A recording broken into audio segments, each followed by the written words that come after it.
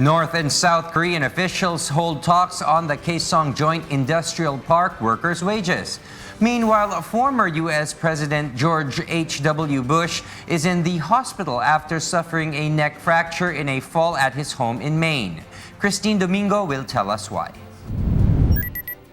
In America, former U.S. President George H.W. Bush was listed in stable condition after suffering a neck fracture in a fall at his home in Maine on Wednesday, and his hospital stay was expected to be brief.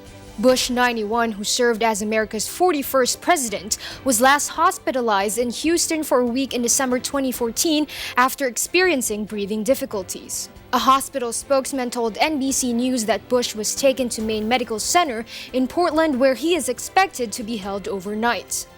Jim McGrath, Bush's spokesman, told CNN the former president was never disoriented and that his stay at the facility was not expected to be long.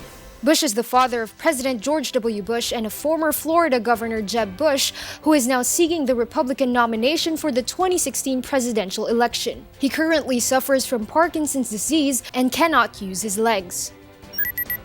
In North Korea, North and South Korean officials met on Thursday to hold talks on the Kaesong Joint Industrial Park in the north over the North's unilateral move to raise wages for its workers at the complex. The South Korean Unification Ministry said that early in the morning, South Korean officials left for North Korea and the talks began in Kaesong.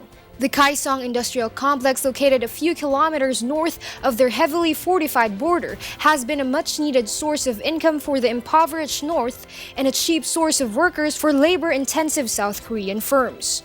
The North Korean agency that supervises the complex has demanded an increase of about $3.65 in the minimum monthly wage for its workers to $74 a month. South Korea has rejected the demand, saying the unilateral increase violated agreements.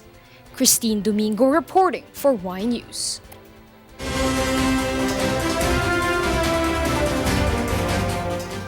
Robots welcome guests at the check-in counter, carry baggage, and operate the locker room at a Japanese amusement park hotel. Meanwhile, Ecuador's Galapagos Islands was awarded the world's first green airport title. Ray Consolacion will tell us why.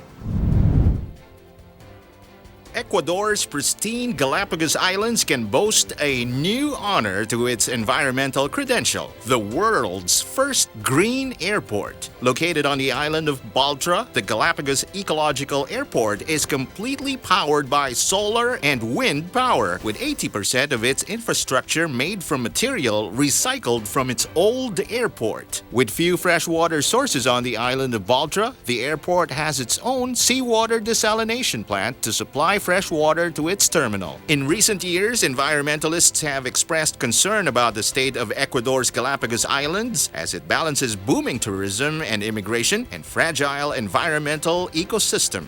Meanwhile, a new hotel in southern Japan is about to open and its robot staff are ready. There is one at the reception to welcome and check guests in, another to carry bags and operate a locker room. The brains behind this project is Hideo Sawada, CEO of low-cost travel agent HIS. There are other technological innovations in the hotel. Facial recognition will allow guests to enter their room without the hassle of carrying around a hotel key. Inside the room itself, an interactive tulip-shaped robot responds to guests' commands to set alarms or adjust the light. The radiation panel installed in each room will automatically raise or lower the room temperature to a comfortable level for guests by detecting their body heat. The hotel said all this electricity will be partly powered by solar energy, which will cut down on costs. Room rates begin at 7,000 yen or $56 per night, but will be auctioned to the highest bidder during peak season. The company also runs the Hush-Ten-Bosch theme park, where the hotel is located. Henene Hotel is scheduled to open to the public on Friday. Ray Consolacion reporting for Y News.